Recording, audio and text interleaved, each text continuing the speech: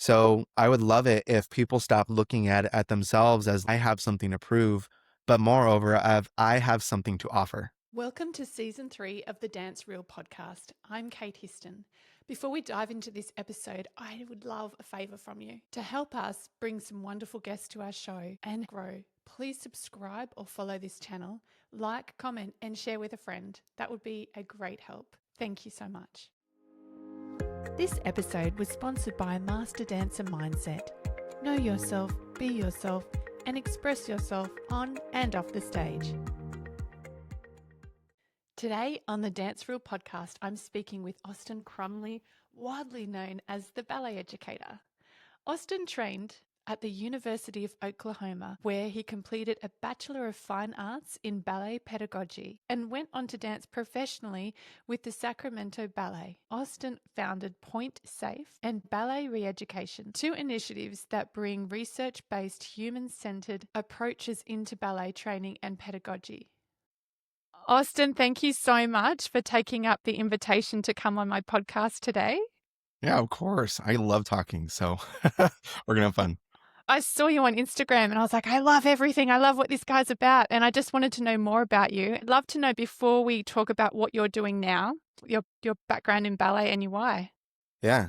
So ultimately, I have an interesting story. I think a lot of people can relate to some of the things that I say, but perhaps a lot of what I have to offer is a little bit different than what people typically go through and, endure within the industry. So I started ballet late, started at 15 years old. And prior to that, I did 10 years of baseball. And, I was in kind of the sports realm, but I also did musical theater. I did acting, I did choir. So I was really in the arts and kind of grew up in the arts with parents that were also involved slightly in the arts. And it wasn't until that 15 years old that my mom kind of put me in and was like, hey, this will be really good cross training for baseball. You should do ballet. And I put my note, I didn't really want to do it at first. But then as soon as I was in my first class, I remember feeling just so like, oh my gosh, this is fantastic. This is the hardest thing I've ever done. I want to do more. Let me do this again. Like, mom, forget what I did, forget what I said. Let's just do it. And I'll sign me up. And ever since then, it was just kind of like, what can I take? What dance classes can I do? And I started falling in love with a little bit more, and it ended up becoming a hobby. Well, fast forward, and I got cut from my baseball team, and then identity crisis galore. I discovered that, I just wanted to go full stream into dance. And so it was sort of like junior year, senior year that I decided, I want to make this a profession. I want to go forward with this and dance and do it professionally. And a lot of people kind of just like, dude, that's not possible. You would have had to have started at 3 years old and then blah, blah, blah, blah. But what I think really helped was I wasn't so tunnel vision in ballet. I wasn't from like the age of 3 and on. I had all these other things that I was doing, which allowed me to kind of have this multidisciplinary approach to becoming better at ballet or becoming better at whatever it is that I was trying to become better at. And so there are some of those things that whenever I think back to the moments where I was like doing baseball and like we were doing training to prepare for specific skills or specific whatever, I've always had kind of like a critical analysis sort of lens. So I took a lot of the cross training that I got from baseball, and then I took a lot of what is this step? How can I get this faster? How can I just, move and finesse this and focus on it? And I just was really, really honed in on ballet. And I knew that I had to be honed in on at least one field because I started late. So it wasn't until we had like a guest artist from Oklahoma City Ballet. And the two of them came in, they were like, you should go check out this one university. And it ended up being the University of Oklahoma. And that's where I ended up going. It was after high school, I just went straight into a 4-year, and the University of Oklahoma was top 5 in the nation for school of dance. And I learned, oh my gosh, I learned so much there and just like got flipped upside down. They started me in like a non-major ballet class because I had to kind of catch up a little bit. And while I was there, I was able to practice some of this like goal-oriented design and journey to get me to where I needed to be in order to succeed with my dreams, which is to be a pro.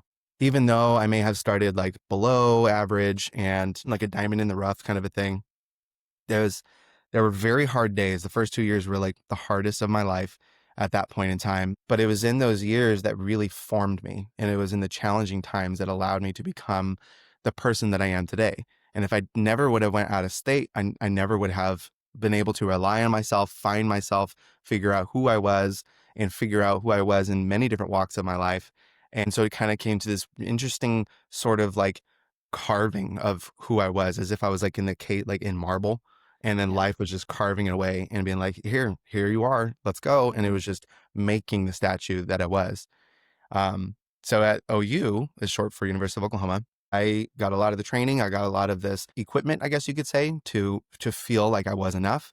And it was because of the work that I put in, and it was because of the faith that I had put in, and the understanding and the work within myself that ultimately I reached my goals. And after that, I auditioned, and then I actually landed a job with the Sacramento Ballet. And so it was kind of like this very interesting moment of like, this is what's making me who I am. And I need to honor that past.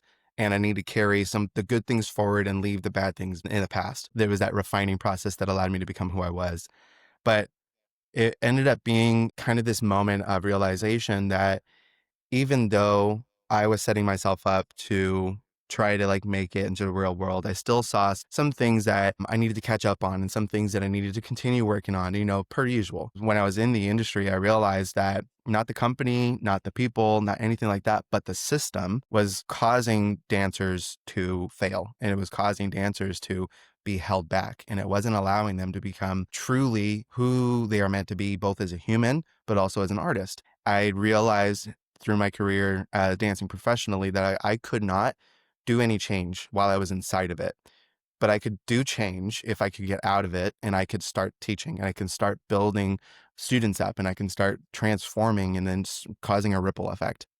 All I care about is that humans get treated right and that humans can ultimately enjoy what they are doing, and they can do it with a peace of mind, knowing that they're striving for their artistry goals or their technical goals or whatever it is that they're doing if they're taking a ballet or a dance class. And they're doing it because they love it, not because they're doing it for someone else or they're doing it because of this reason and they need to prove something. There's a lot of like different elements that come into play with traditional instruction that now I am able to not combat, but I'm able to take a look at. We take a critical lens and we look at the things and we say, what's good about this? Let's keep it. What's could be better about this? Let's make it better. And it's just that conversation, that constant discourse with each other. I've been doing that for about 5 years with a little bit of a break here and there when my daughter was born. And so Yeah. that's kind of like the nutshell of my background, but I'll try and keep it short. Going back to what you said before about the system needing improvement, needing refinement, what problems did you find where the system was failing? So some of the things that I discovered were problematic in our industry was the way in which we just simply treat dancers. And it stems from ballet class. It's interesting because I don't think a lot of people really consider it when you're teaching, but put yourself in this situation, listeners. If you walk into your ballet class and you're a teacher, or if you're a parent and you're observing, I want you to take a look at the body language of the teacher. I want you to take a look at where they position themselves in the room. And then I want you to, or if you're a teacher, position yourself and then be like, what is this saying to my students? Because it really is the position of someone, the way in which you present yourself while you're talking, the way in which you act physically and the behavior you possess shows what you care about. It shows what you want to accomplish and everything under the sun, because it's like that's behavioral psychology. It's all like if I'm crossing my arms when I'm talking to you, it's either I am not into it, or it's I'm really cold, or it's I'm not comfortable talking to you, and then it's a Yeah. personal thing. You know what I mean? Yeah. So there's those like tiny things. So a traditional instructor may stay at the front of the room and they may give corrections. They may give like, oh yes, Sally, make sure you do this, blah, blah, blah. But then that's it. They don't get into depth. They just simply say, turn out more, or lift your leg higher, or you need to use this, come from underneath. And Yeah. that's a nicer correction you use from underneath. But at the end of the day, it's always like, but what do you mean? Is there an impact with it? Is there a way that you can describe that better so that you're reaching the student where they are? And then you take that knowledge and then you keep repeating it over time so that they can get it finally. And then it sticks with them as a learner. Yeah. Um, it's like the way in which you present yourself. Are you Yeah. doing that in a manner that is open and accepting of the people who are within your classroom? And if not, you may want to check in with yourself and like see what that looks like. So on the contrary, if you're like the teacher, the traditional teacher is typically at the front of the room spitting out corrections. They're the gatekeeper of information or knowledge. But a 21st century educator or a ballet teacher is one that is moving around the room. They are at the bar. They are Yeah. working with students as they're doing the work, or maybe just after doing the work, they're going in and out as the students, before the students even come into class, they're right outside the door and they're checking in with them and saying like, "What's up, Sally?" Giving them a high five, giving a Yeah. little fist bump, whatever it may be. When they come into class, having a small circle together and be like, "Favorite food, go." That's what I used to do with my school. We used to sit down in this inner circle. I'd sit Yeah. with the students and little ones, what's your favorite color? And older ones, let's check in and connect before we get up on the bar. I Yeah. hear you. Yeah. And like, it's so funny because I'll get a lot of rebuttal with those types of things. And like, that takes time. You don't want to do that. We barely have an hour to teach ballet class, typically speaking. And what can we do at that time? And it's like, well, it's that one moment can actually be the determinant of your student's success. It quite Mm. literally can. Because it's the difference between like, think back when you were in secondary education or like high school or like college or whatever it is. Think back to the teacher that actually went above and beyond a bit and saw you as a human first. That Yeah. teacher probably was at the door greeting you, or they probably were teaching a lesson and saw that you were a little bit down the dumps in the lesson and then came to you afterwards and decided to sit with you. Yeah. Those are the teachers and the people that see you not as an object that comes in and out and it's just one of the many fish in the sea, but they see you as a vital aspect and a vital component to the ecosystem. Not to be Mm. biological, but Yeah. that's the like great analogy to kind of look at it, is that not one species is greater than another, and it's the same Yeah. thing with our students. Not one student is greater than another. That's powerful. And I think having that moment before class, it helps the students be present, the teacher be present, everyone regulating their nervous system. And then, yeah, human first. I love that. Well done. The ballet educator, what was the initial inspiration? I know it's kind of strong, huh? It's great. It's really great. I love it. And I love your Ted Lasso element to it. It's so cool. And it hits. Good. I'm grateful. That was something I was kind of going back and forth on for the longest time. People just kept saying that, like, dude, you are literally like the Ted Lasso of ballet. Yeah. And I'm like, I mean, that's great. I love Ted Lasso. I like love what he stands for. Great series. But then I was just like, that's actually really smart. I'm gonna put that on my bio because like that's what I do. I don't see, if you've ever seen the series, I won't reveal anything to you. But he's just such a transformational guy, and he doesn't Yeah. look at the people he works for as objects or anything of the sort. He sees them as humans that can be better for themselves, not humans Yeah. better for him. He really is like allowing the people to come forward and be themselves and then do that. And that's Yeah. exactly what I do too. Yeah. And I'm sure the mustache helps, but Yeah. there's like the element of thinking of yourself less so that you can let the world kind of take on and like take the principles, take the things that are commonly found, but make it applicable to people's situations because it's Yeah. sometimes educational psychology or child development research and evidence informed strategies. They can get very like clinical, Yeah. and a lot of people don't want to step into that. And so I try to bring that world into ours. So you emphasize periodized training. Can you talk us Mhm. through how that looks across the dance season? Oh my gosh, I'm so excited. This question, it's so good, man. So it's such an interesting thing. Let's put it this way. If you love football, soccer, if you love rugby, I think is huge with your audience, maybe. Yeah. Yeah. Um, yeah, okay. So if you love those sports or anything like that, you know that there is a season for those sports. And you know that those individuals train hard so that when the season starts, they're winning. They're doing their work and they can show up at 110%. But what you may not know is that the work isn't actually in the game. That's the presentation. That's the show up. That's them putting all of their work that they presented before the season even started to this one moment. Yeah. So this idea of periodization is more about what are we providing for our students that prepares them for the moment that matters to them and to the audience, which is the Yep. production, the performance. Yep. So periodization really is kind of this idea of taking our training, working smarter and not harder. So put a pin for a second, because if we look at the traditional model, every single day, sometimes 6 times a week, and then more than one ballet class a day, we're putting students into our ballet classes and we're asking them to do the same specialized action every single day for more than 1 hour a day. Yep. That same specialized action is kind of like if you were to drive a car and your steering wheel was off, or not steering wheel, Mm. sorry, your, oh my gosh, what is it called? The alignment. There we go. The alignment, yeah. Yeah. The alignment is off. So if you're constantly trying to pull it this way, you're going to wreck your alignment. You're going to pay Yep. more to fix your car than you probably want to, when you could easily just go to the mechanic and be like, hey, I need to fix this little tiny thing.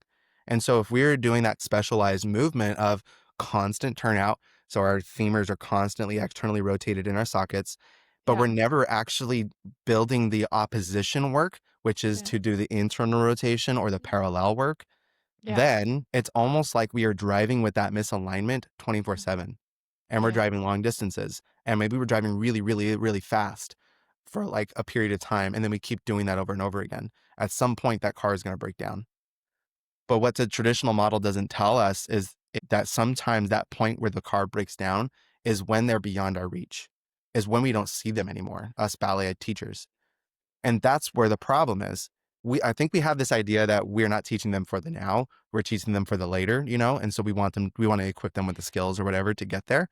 But Yeah. Yeah. what we forget to see is that we need to give the proper mechanisms and mechanics and the exercises to their bodies, so that when they're there at that later point in time, they both have the skills, technical, emotional, mental, Yeah. but also the physical capabilities to recover from the work that is so specialized. And so periodization kind of does that. There are periods in time where we can go really hard. And then there are Okay. periods of time where we want to taper down. We want to bring the level of that volume or whatever it is that we're working on down to a like kind of a minimum or maintenance level. And typically Mm. that's right before the performance. It's right when we're working really hard and whatnot. And then when we're in performance season, it's just full maintenance, no high training volume, nothing that is going to be highly impactful on their bodies. And then guess what? Right after performance, it's that resting period. It's that Yeah. period to allow their bodies to recover from going full, almost 200% sometimes, as students are doing, or pre-professionals or even professionals are doing multiple shows a week. There's always that like misconception that if you miss like one ballet class, it's actually like missing 2 days. Wow. Yeah. And that's just like, forgive the language, it's just a load of BS, It's not science.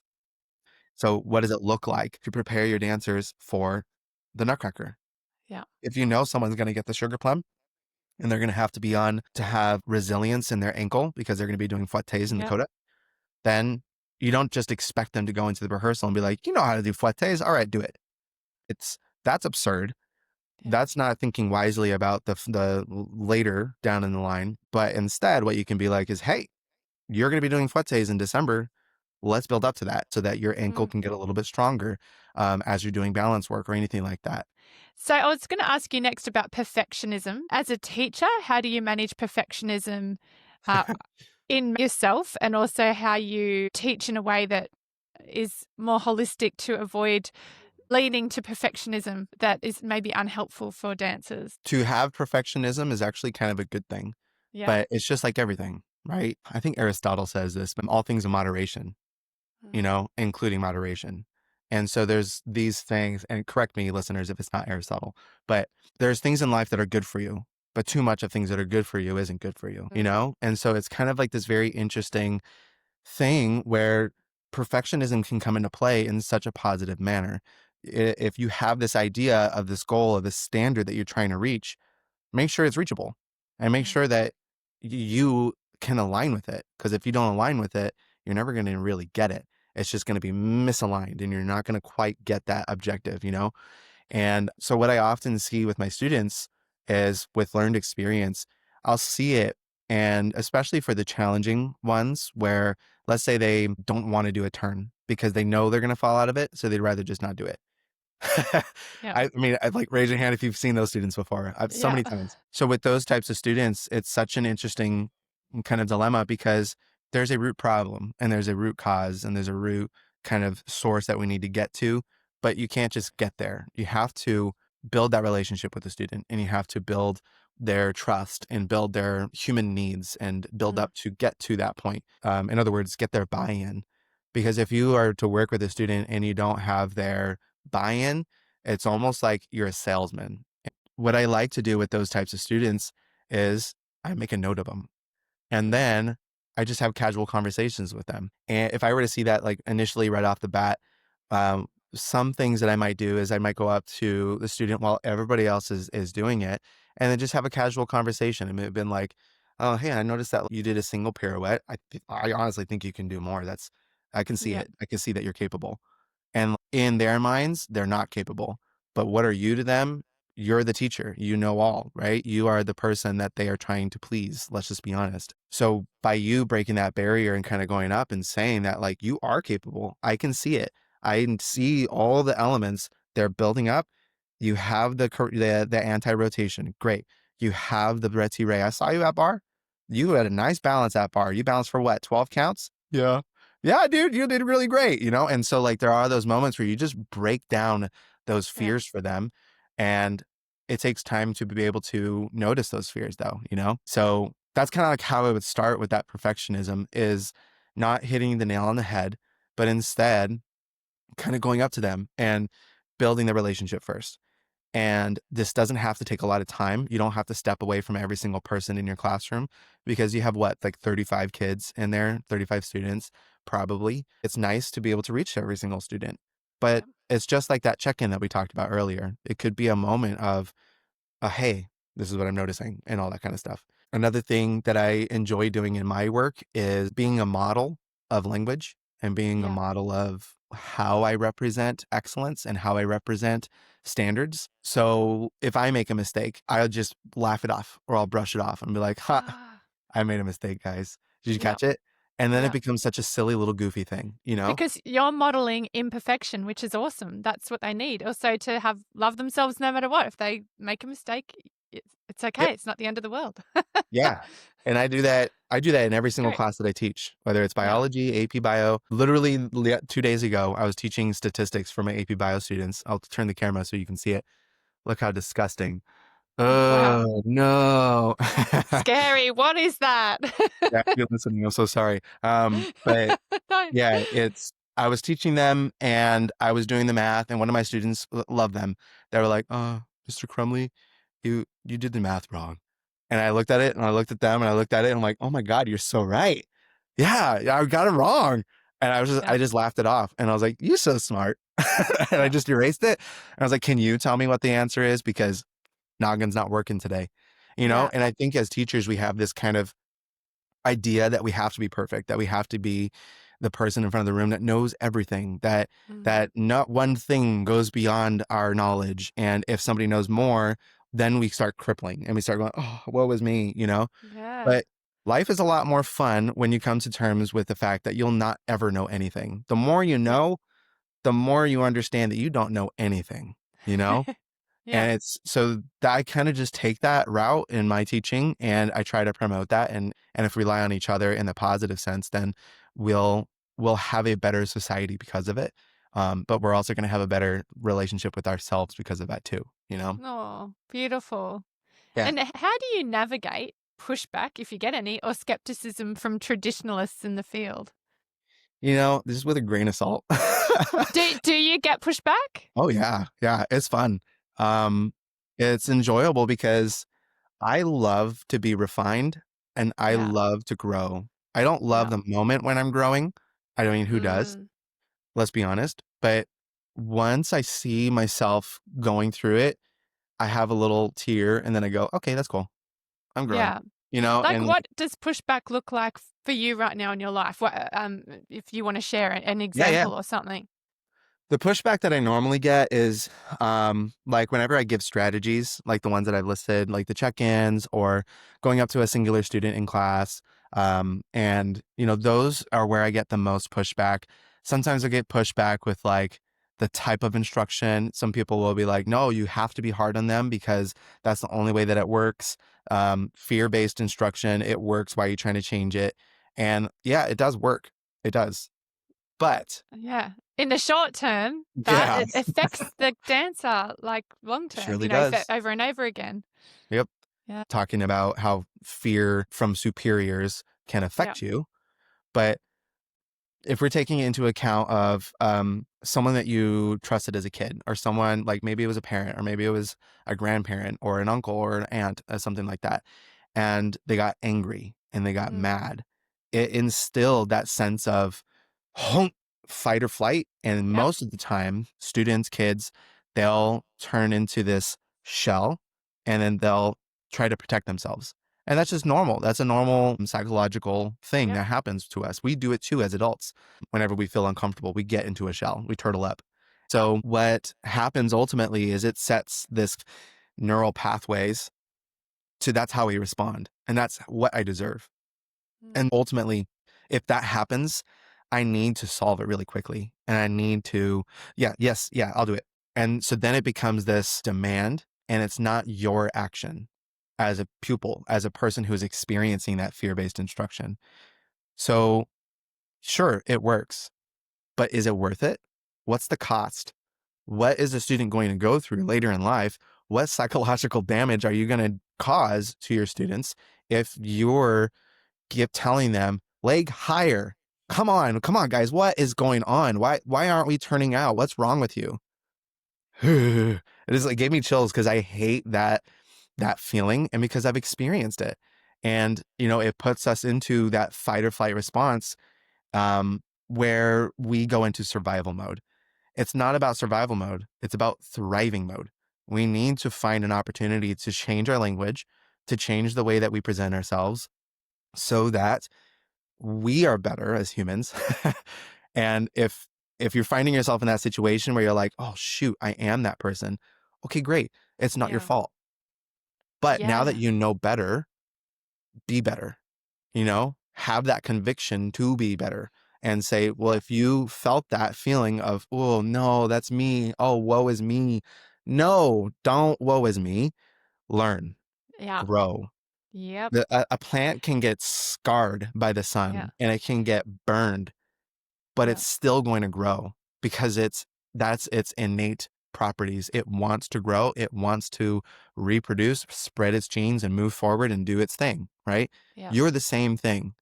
Mm. Get scarred, wear it proudly, move forward, learn from the scar. And, because I talk a lot about this on my podcast, it's actually one of the main themes, this very thing. And one thing I find, which I'm assuming it's probably a soft spot for some teachers that might be carrying guilt and shame. Oh And yeah. so how do you, with the cognitive dissonance, how do you step beyond that? Because the cognitive dissonance can then just keep people as well stuck, still doing the same thing. Yeah. Because over here it's like I have to face my guilt and my shame, and so much of who they might be is based on this identity. So there's this whole unlayering of identity, which has to happen as teachers to change the way we're teaching, which is, Yeah. it can be huge for Oh some. yeah. Yeah. There's a lot of deconstructing that has to happen. I always say that if students, they're like, I really want to teach one day, or if people come up to me like, what do I need to do as a teacher? I'm like, reflect, Yeah.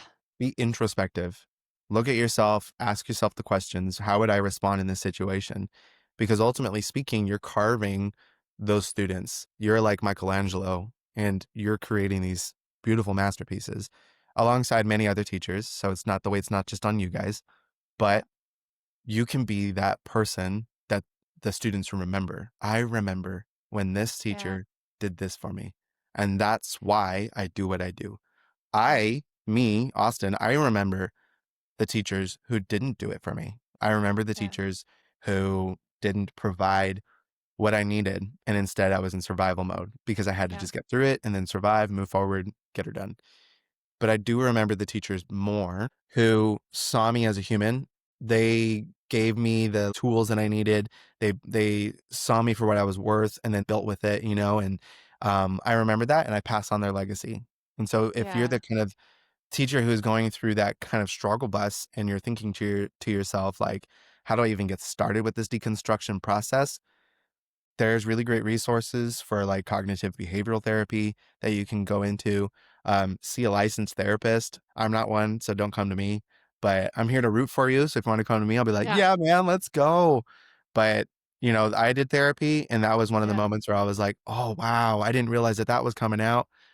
And there was a grievement period where I was like, Yep. oh, that's sad because that probably came out on former students. And but then I had to move forward. I have to be like, okay, this is good that I'm learning. I can grieve, that's fine, but I have to move forward and I need to keep moving forward.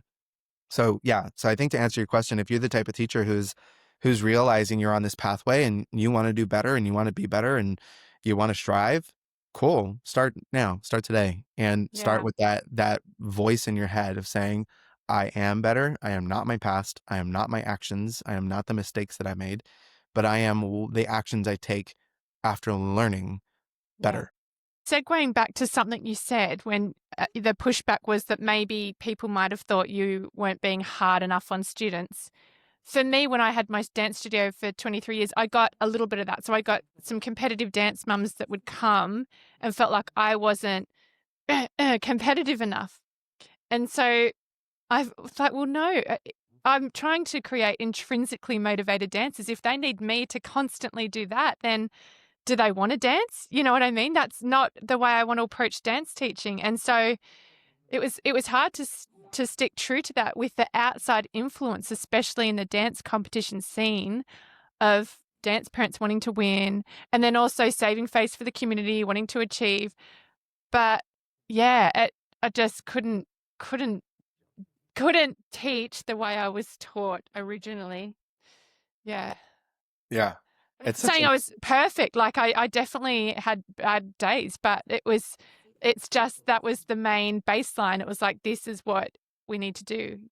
yeah. Um, yeah, wow. It's so I think the fight that we are committed to is a longitudinal one, which Mm, can get from me because I feel like I'm really kind of fighting for this. And I have people who are like, yeah, but I'm the only person that I feel that is kind of just like carving the pathway. It gets very tedious and it gets very, like, I feel a lot of burnout for doing the things. And there's like that element of it all is the work is worth it. I keep going to biology because I'm a biology teacher, but if there's a species of fish in the Pacific Northwest of the United States, and they're found elsewhere, but they're called salmon. And in order to survive, they have to swim upstream from the ocean, through the stream, through the river, to a very particular spot within the land. And it's yeah, inside, like landlocked. And they have to get there to lay their eggs in order to survive. Once the eggs are like they get out, they swim out and they're good to go. But yeah, every single salmon has to do that journey in order to pass on their genes, reproduce, and survive and carry on their species. And so wow. we kind of feel that same thing too. Not to say that the other species aren't as good, but it's this idea of if you're swimming upstream and you feel that constant push back and that carving forward and you're just like, I'm just going to get there though, I got to get there, there has to be that element of what is at the end of the line, what is it that's pushing you forward to get there. And for the salmon it's their sweet little babies, but for us it's that change, it's that we can do better for the next generation. If you look at your students, I'm sure you'd be like, I want the best for them, right guys? Well, that's what you can use. And that's what you can say. Like, if they get into the industry, if they make it as a pro, or if they don't make it as a pro, and that's awesome, cool, that's their journey. And they want to do teaching and they want to do whatever it is, how can we equip them to be the best of the best? And ultimately, that's treating them as humans, giving Yeah, them what they need to meet their psychological and emotional needs. mm, Ultimately, that, if we can get that, then they're going to get their learning needs met. yeah. For people who are interested in those things, look up Maslow's hierarchy of Hierarchy of needs needs. and Yeah, then Bloom's taxonomy. It's Yeah. I always say that and like wherever we talk about it because it's so interesting because you We'll have to. put that in the show notes. Yeah. Oh yeah, please do. Yeah. You have to have Maslow's hierarchy met before you can even start teaching a student. Yeah. So I'll like let rest my case there because we can probably tangent off there.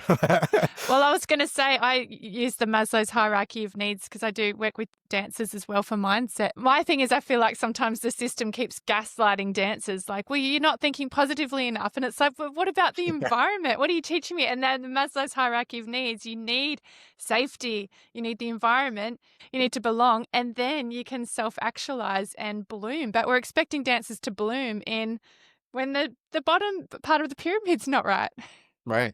Yeah, exactly. Yeah. And I Yeah. like that you say that like part of an industry gaslights because it's it's so true. Yeah. You know, it's almost like the industry tells dancers that they have to be fully prepared before they get into the industry, or not positive enough, or you're not doing XYZ. But then you're like, okay, but this person's telling me this thing, but that person's telling me this thing. I'm just gonna survive. I'm just gonna narrow my route and then just Yeah. try and make it, you know?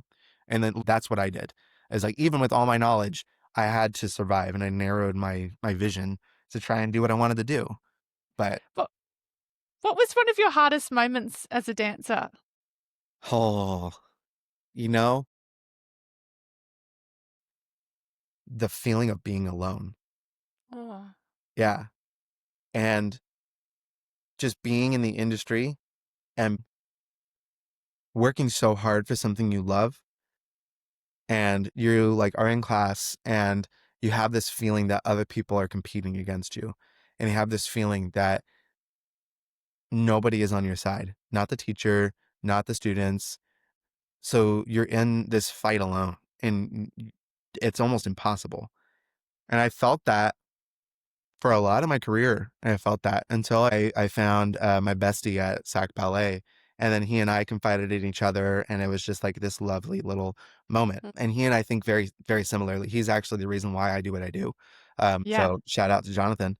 Um, but that feeling of being alone caused a lot of chaos, and it caused a lot of self doubt. It caused a lot of demeaning others to try to get the thing that I want, you know? And that's what we try to stop. That's what I'm trying to stop is we're better as a community. And let's be honest with each other. We're all trying to do the same thing. We all want the same thing. And the system has put in place that when we're climbing up the ladder to push people off the ladder as we're climbing up. But it's like, dude, like don't do that. One, that's horrible. Yeah. Because you never know when they're going to come back and be like, hey, surprise, I'm your director. But like also, that's no way to treat a human being, you know? No. Yeah, it was that feeling of being alone and feeling like I'm doing this all on my own and can't talk to anybody about my problems because then they're going to think less of me and then they're going to be like, "Ha, this guy, he can't do it." You know? So, that's why I do what I do and that's why I model the transparency with my students, not full transparency, Yeah. but if I'm feeling unwell or if I'm feeling emotionally tired, I'm going to tell my students. I'm going to Mm. go there and be like, "Guys, today I am feeling burnt out." And that's okay. I'm Yeah. still going to teach you. I'm still going to give you what you deserve. But if you're noticing that I am a little bit, maybe a little bit more quiet, or I'm a little bit more critical, Mm. it's not you. It really is not. Yeah. He's working through some things, sweeties. That transparency is so nice. I didn't reveal that I was up all night with my kid or Yeah. that I'm dealing with this emotional baggage because of XYZ. You know, all I Yeah. said was, this isn't your fault. I'm coming in with baggage and I'm going to work through it. Y- You know, Yeah. we've all had that teacher who came in, they're all mad and we're like, oh, shoot, it's going to be a hard class. You know, it gives them that idea of, I respect that, dude. Okay, And cool. you're naming it so they can, oh, okay, great. So it's not me. And then you humanize yourself. That's actually showing strength as a teacher and as a human, as opposed to masking up Hmm. for what? Right. Disconnection with students. You know what I mean? Yeah. I want to encourage people who are listening. One, if you are feeling that and you feel convicted or you feel like I have to mask up and I have to do these things. Okay, cool. It's probably true. You probably do feel that way. And it is probably true that you do have to mask up. But I encourage you to take a second look, and I encourage you to review what it is that's going on and the like root cause of your need to mask up. I too felt that, and sometimes I still do, of like I need to put on a face. I need to put on this like persona for my students Mm. so that they don't see what I'm going through. They don't, see me as weakness or whatever it may be. It's almost contradictory because when you are weak and you can show that, there is a lot more respect from your students when you can present it in a way of modeling the understanding, of saying, I am experiencing this. I am working through it. I appreciate you guys enough that I don't want you to feel like you're lesser than because of whatever I'm feeling. And then you get their buy-in very easily with that kind of thing because humans are Mm. emotional. And as soon as they connect in that kind of way, you'll get their buy-in kind of like instantaneously. And for the students who are like, come on, grow up. Yeah. That's okay. Their opinions, they're going to have opinions, but at the end of the day, it's part of working with human beings. Every human is Yeah. going to be different and every human is going to respond in different ways. And it's, that's the joy of teaching. Do you work with like semantics or nervous system awareness, and how does that come into play in your approach with ballet re-education? Yeah. So I don't have any certifications. Most of what I do comes from reading research and then applying it into my classroom, experimenting, seeing what works and what doesn't work. So for me, it's kind of like social emotional. I'm a very social emotional guy and I Yeah. love SEL, it's social Yeah. emotional learning. Yeah. So it's kind of like behavioral psychology tactics that I do in class. And Yeah. I'm very strategic in the way that I present material and where I place myself in the classroom. It's different every day, but I am strategic in my classes. I'm navigating the waters, and the Yeah. waters will always be different. There are certain things that are the same, but the wind may be different that day. And so you have to navigate what that feels like and what it looks like and what you need to do with your sails to successfully get through the class Yeah. or across the water Yeah. analogy. It's such a joy for me because you can always learn from this experience and you have to have a growth mindset to kind of go with that. But Yeah. if I give them something a little bit more difficult and they're not Yeah. getting it, Yeah. we've been conditioned as dancers to destruct, to Yeah. destroy, right? If you don't get it, you say, what is wrong with me? Right? I did this yesterday. Why isn't this working today? And so you have this destruction mode on. And so it's kind of this very interesting reversal process that has to happen of acknowledging those emotions and saying, those are valid. Those are great. I appreciate you, brain, for trying to protect me. But we're actually, there's the mark. That's Yeah. where we want to be. Your brain likes to take us off into a new direction because of the way we've been conditioned our whole lives, especially in ballet, especially if you've done it since 3. It's that external stimulus that you're always trying to get to, right? What is a teacher going to say? Good job. Yeah, you got it, right? That feels so good, right, guys? I'm not going to lie. It feels great when a teacher does that. But what needs to feel good too, what we need to start practicing is that internal stimuli, is that intrinsic motivation that you talked about of, "Ah, I got it." Or if you didn't get it, that's okay.